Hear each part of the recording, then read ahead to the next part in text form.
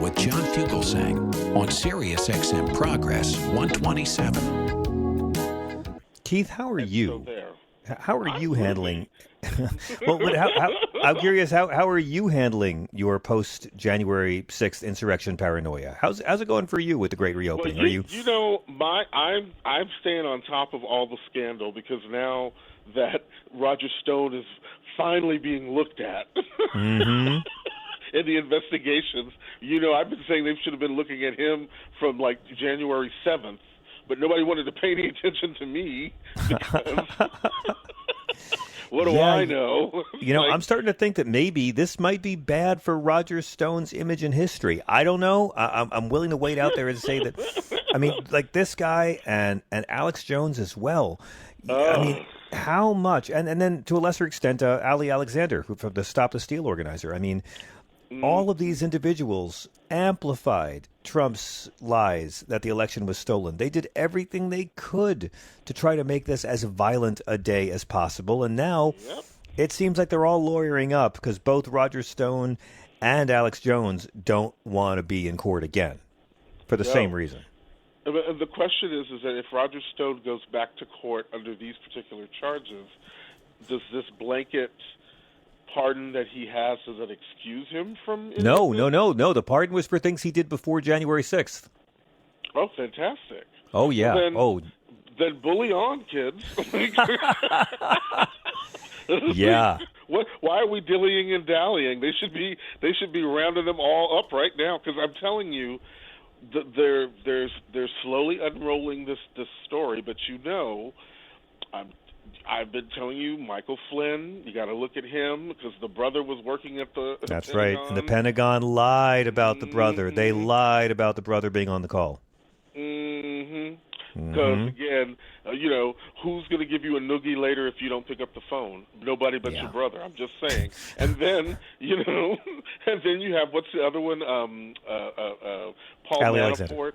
Oh, yeah, and Paul, that guy. All of his foolishness that he's been underhandedly doing with his Russia connections. It's like, you know, where are they going to get money to fund all of this foolishness? And now you got all these Proud Boys are like, what do you mean 25 years in jail? That's right. But that's the main point, though, Keith. First of all, that's Roger the main Stone point. called me. These guys are going to jail, right? Not all of them. And I know the one today was the first real sentencing, and she was just given probation.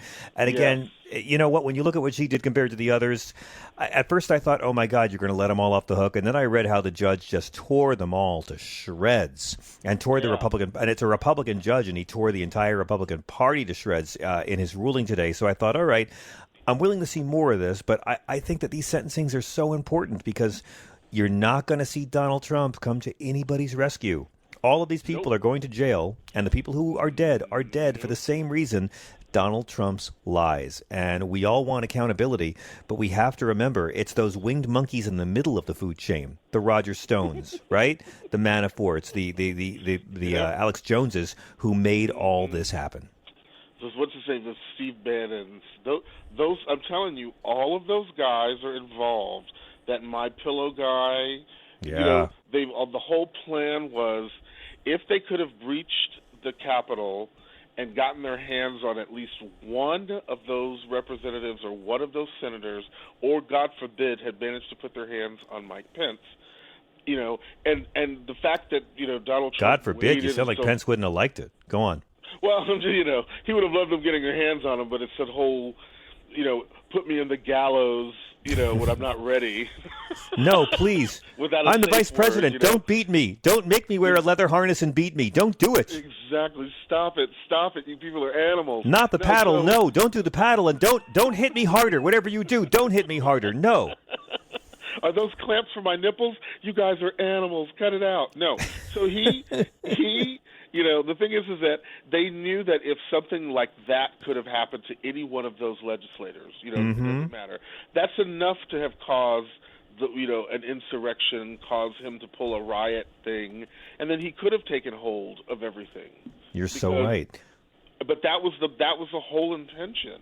You know, even down to the picture that they got of the My Pillow guy when he was standing outside on the White House with Mm-hmm. with the piece of paper that had the stuff that was written on it. It's like that was the whole plan. The plan was that if they could have really put their hands on one of those legislators, it would have been enough to cause some sort of constitutional crisis. Exactly. And again, they're still saying, well, who killed Ashley Babbitt? Who killed Ashley Babbitt? And you know who killed Ashley Babbitt? Donald Trump's lies. I want to go to the phones, Keith, because we have some very attractive listeners who've been on hold for a while.